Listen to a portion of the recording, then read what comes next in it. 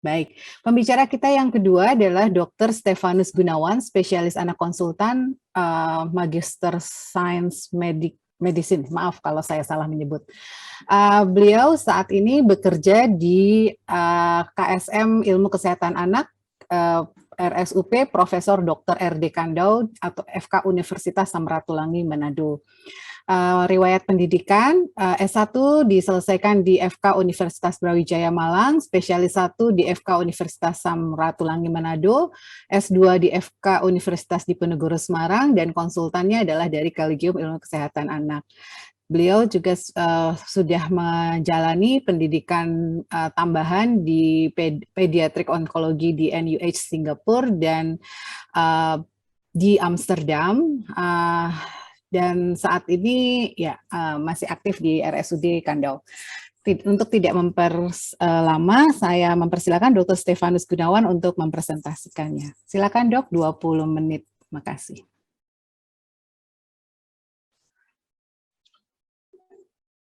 Selamat siang. Mungkin kalau di Indonesia Barat dan saya di Indonesia Tengah dan Timur, selamat sore sejawat sekalian. Terima kasih atas kesempatan yang sudah diberikan oleh panitia pada sore hari ini. Saya akan mempresentasikan bagaimana deteksi dini kanker anak di fasilitas kesehatan tingkat pertama. Untuk menyeragamkan, kita harus mengenal dulu apa itu perbedaan tumor dan kanker. Sebenarnya, sejawat sekalian, tumor itu terdiri adalah setiap pertumbuhan abnormal dari sel-sel dalam tubuh kita. Tumor, ada tumor jinak, ada tumor ganas. Nah, tumor ganas ini kita kenal sebagai kanker. Namun dalam masyarakat awam dan juga dalam istilah sehari-hari, biasanya yang dimaksud sebagai tumor adalah tumor jinak, jadi disingkat tumor, sementara tumor ganasnya adalah kita sebut sehari-hari sebagai kanker. Kanker adalah pertumbuhan sel yang abnormal, berlipat ganda, tidak terkendali, tanpa batas, bisa menyebar ke berbagai organ tubuh, baik melalui pembuluh darah maupun kelenjar getah bening.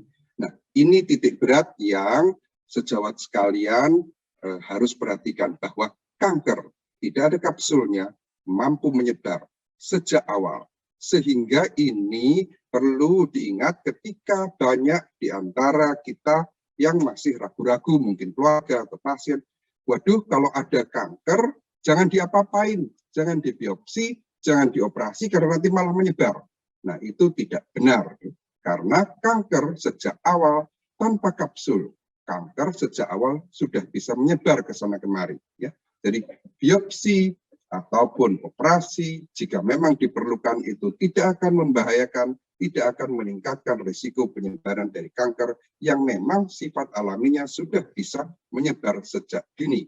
Lalu mengapa kita bicara tentang kanker anak? Kanker anak kalau dilihat persentasenya di seluruh dunia kecil memang. 2% dari kanker adalah kanker anak. Aduh, banyak orang tidak perhatian. Namun jangan lihat angka persentasenya, tetapi lihat angka absolutnya. Di dunia sekitar 400.000 anak usia 0 sampai kurang dari 0 sampai dengan kurang 19 tahun, jadi young adult ya, dewasa muda, itu menderita kanker setiap tahunnya. Di negara kita perkiraannya sekitar 4.000. Namun dalam kenyataannya tidak sampai sedemikian banyak yang didiagnosis karena masalah keterlambatan dan underdiagnosis. Terlihat di sini suatu laporan di berbagai negara di seluruh dunia ya. Pada tahun 2015 kita ada di negara Asia Tenggara. Hanya sekitar 40% dari kanker pada anak terdiagnosis. Jadi sangat sedikit. Karena itulah kepentingan webinar pada sore hari ini. Bagaimana kita meningkatkan awareness, kewaspadaan untuk mendeteksi dini kanker pada anak. Nah, kita lihat pada slide ini, setiap harinya kalau di Amerika yang maju sana, di mana sekitar deteksinya sudah bisa mencapai 80%. Setiap harinya 43 anak terdiagnosis sebagai kanker. Bagaimana di kita? Sangat jauh. Saya bicara mungkin ini sudah 1, 2, 3 menit, sudah ada 1 anak meninggal karena kanker. Kita lihat di sini, setiap 3 menit di seluruh dunia, 1 anak meninggal kanker. Tadi dokter Reni bicara 30 menit, berarti sudah ada berapa? Ada 10 menit lebih, ada 10 anak lebih itu meninggal. Jadi kita enak-enak duduk begini, kasihan. Banyak anak kanker sudah meninggal berguguran. Ya. Nah, itulah pentingnya kita mendeteksi dini kanker. Ya. Di negara berkembang seperti kita hanya 20% yang bisa sembuh. WHO punya cita-cita tinggi, idealismenya. Tahun 2030 kita berharap survival atau angka kesembuhan anak-anak kanker mencapai 60%. Kalau negara yang maju sudah 80-90%. Tetapi global WHO baru mencanangkan 60%. Mudahkah itu? Jungkir balik upaya itu ya. Salah satu upayanya ini. Terima kasih kepada ID Studium Generale yang memberi kesempatan bagaimana kita mendeteksi dini kanker pada anak. Apalagi di Indonesia, pada tahun 2018, ini data lama ya, hanya ada 14 rumah sakit rujukan tipe A dan B yang dapat melayani kanker anak. Tidak semua rumah sakit, ada banyak rumah sakit. Data terakhir, update-nya tahun 2021 sudah bertambah 25 rumah sakit tipe A dan B, baik swasta maupun pemerintah, bisa melayani pengobatan kanker anak mulai. Nah, lalu apa saja kanker anak? Kanker anak sedikit berbeda dengan dewasa. Kanker bisa menyerang semua organ tubuh, tetapi pada anak yang tersering adalah leukemia, tumor otak, limfoma atau kanker kelenjar getah bening, neuroblastoma, kanker pada sistem saraf perifer, kemudian tumor Wilms, ini kanker pada ginjal, rhabdomyosarkoma, kanker pada jaringan otot dan jaringan ikat, kanker tulang seperti osteosarkoma dan Ewing tumor, biasanya pada anak yang lebih besar dan remaja, serta retinoblastoma, kanker pada bola mata. Di negara kita sudah pernah dilakukan survei ya di Jakarta khususnya, ternyata jumlah kanker yang pada anak itu sedikit berbeda dengan di negara-negara lain, urutan jumlahnya mungkin karena deteksinya yang memang berbeda, kemampuan deteksinya berbeda. Leukemia atau kanker darah merupakan kanker yang tersering, disusul retinoblastoma atau kanker bola mata. Padahal kalau secara internasional retinoblastoma adalah kanker ke-8 tersering ya. Di negara kita mungkin karena manifestasinya yang dramatis, kita bisa kenali lebih cepat dan menduduki peringkat kedua. Namun sayangnya lebih dari 50% kasus kanker anak datang pada tahap lanjut. Sehingga angka kesembuhannya tadi masih rendah, sekitar 20-40% saat ini. Lalu, apakah penyebab kanker pada anak? Berbeda dengan kanker pada usia dewasa yang banyak berhubungan dengan pola hidup, ya, gaya hidup, dengan konsumsi, tetapi pada anak belum diketahui hingga saat ini. Yang kita dapat kenali adalah faktor risiko. Ada beberapa faktor risiko. Contohnya faktor risiko radiasi. Misalnya radiasi karena bahan radioaktif ya, bahan kebocoran nuklir, bom atom ya di negara-negara lain. Di negara kita belum terdeteksi karena kita nggak punya sumber reaktor nuklir atau ya kita nggak pernah mengalami bom atom begitu ya, syukur. Namun harus diingat bahwa sekarang kita punya perkembangan kedokteran nuklir. Ya. Kalau bahan-bahan nuklir itu tidak disposnya atau pembuangannya, limbahnya tidak dikerjakan dengan baik, maka tidak menutup kemungkinan akan paparan radiasi limbah nuklir ini pada anak-anak kita yang dapat mengakibatkan peningkatan risiko kanker. Kemudian infeksi virus, contohnya adalah Epstein-Barr virus. Ya.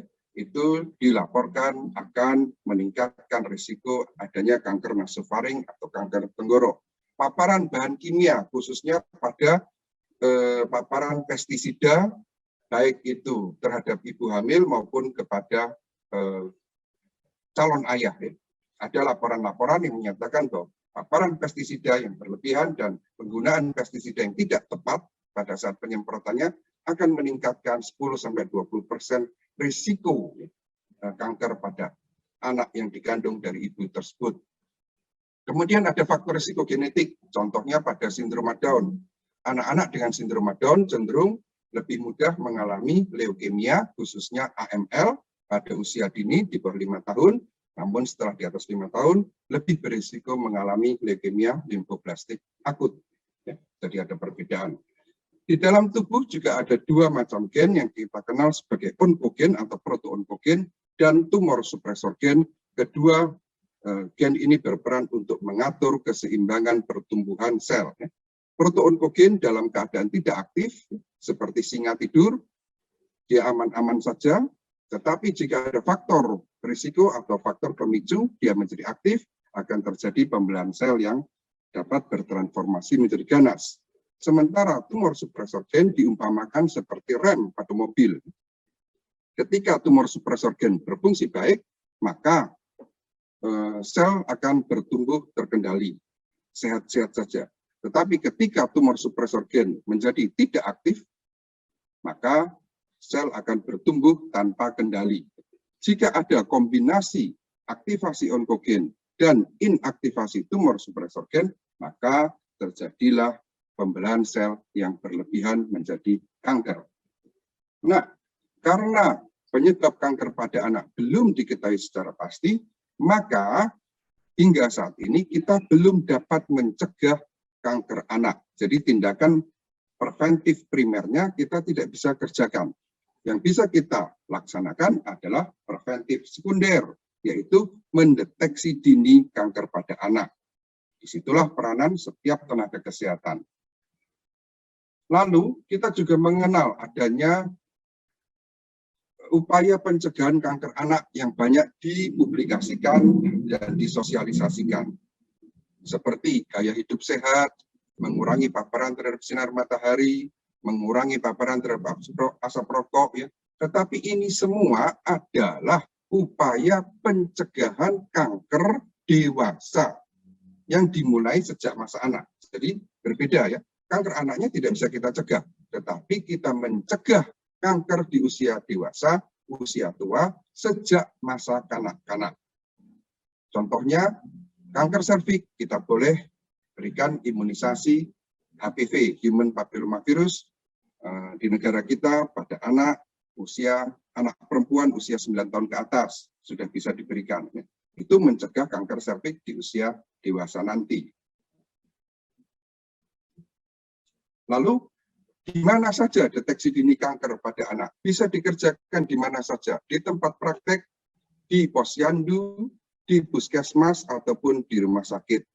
Pada kesempatan ini, di fasilitas kesehatan tingkat pertama, di tempat ibu sejawat sekalian bekerja, ya, di kliniknya, di puskesmasnya. Kita sekarang belajar sejenak, merefreshing dua jenis kanker yang sering pada anak, yaitu pertama leukemia dan yang kedua nanti retinoblastoma. Leukemia adalah kanker darah yang berasal dari sumsum tulang, di mana terdapat proliferasi dari sel-sel bisa eritrosit, prekursor leukosit, ataupun prekursor dari trombosit berubah menjadi ganas. Yang tersering adalah dari prekursor leukosit. Dan perubahan sel menjadi ganas ini dikenal sebagai sel blast, ya, sel muda yang tidak normal, akan mengganggu fungsi dari sel-sel lainnya. Kita dapat menduga, hingga saat ini baru dapat menduga bahwa terjadi mutasi DNA, tadi ya, ada mutasi dari proto-onkogen menjadi onkogen, dan tumor supresor gen menjadi inaktif, ya, sehingga terjadilah pertumbuhan sel yang tidak normal tersebut. Ya. Tanda dan gejala dari leukemia tergantung dari jenis sel yang mengalami gangguan. Eritrosit terganggu, maka anak menjadi pucat, lemah, rewel, nafsu makan menurun. Kemudian trombosit terganggu fungsinya, terjadilah perdarahan pada kulit, petekiye, hematom, atau perdarahan mukosa seperti epistaxis, perdarahan gusi. Kemudian akibat gangguan fungsi dari leukosit, anak dapat mengalami demam berkepanjangan, biasanya demam kronik lebih dari 2 minggu, diberikan pengobatan yang baik, tidak sembuh-sembuh, maka itu salah satu kewaspadaan adanya leukemia. Akibat infiltrasi dari sel ganas ke dalam berbagai jaringan, maka dapat mengakibatkan pembesaran hati, pembesaran limpa, dan pembesaran kelenjar getah bening. Kalau pada anak laki-laki juga dapat dijumpai pembesaran testis, membesar dan keras, tetapi tidak nyeri. Jadi yang khas adalah membesar, keras, tetapi tidak nyeri. Infiltrasi sel ganas pada tulang itu sendiri, terutama pada periosteum, dapat mengakibatkan nyeri tulang pada anak. Pada anak yang lebih besar, dia dapat mengatakan nyeri tulang. Berbeda dengan nyeri sendi, ya. Ini biasanya di tulangnya. Pada anak yang lebih kecil, terutama balita, biasanya kita harus waspada jika tiba-tiba anak yang sementara sudah belajar atau mampu berjalan digendong karena nyeri tulangnya tersebut. Nah, ini adalah contoh beberapa gambar manifestasi klinis dari leukemia.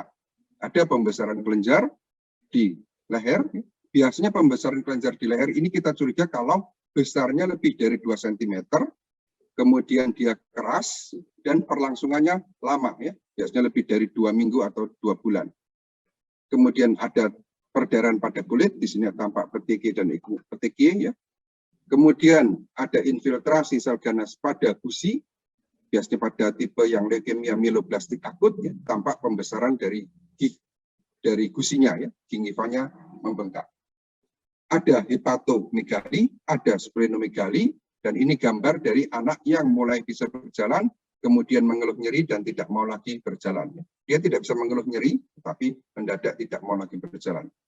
Kalau gambar yang ini, tampak adanya bercak-bercak di kulit yang bila di biopsi akan terdapat sel-sel ganas, ya. Ini leukemia kutis. Nah, deteksi leukemia di fasilitas kesehatan tingkat pertama tentu dari anamnesis, pemeriksaan fisik, dan pemeriksaan penunjang.